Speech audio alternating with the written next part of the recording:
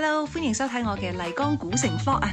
今日要去體驗一種古老嘅技藝，就係紮染啦。呢一個咧係當地嘅非物質文化遺產嚟㗎，要嚟到雲南先可以實現。我揀咗一條披肩，跟住咧就要挑選自己中意嘅圖案。第一步咧就係浸泡，咁樣可以令到布料更好咁樣滲透顏色。第二咧就係捆紮啦，要做出靚嘅圖案咧，就要利用棉線啦同埋橡筋綁住嘅地方就會留白。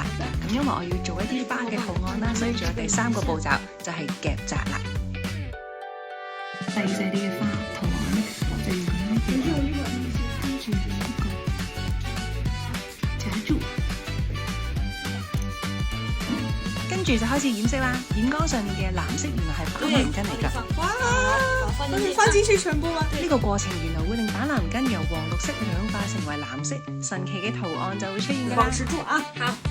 它接觸水和空氣之後都會加速氧化，它就會變成藍色。我的披肩可以變成小背心、襪脖背心，還有斜肩的。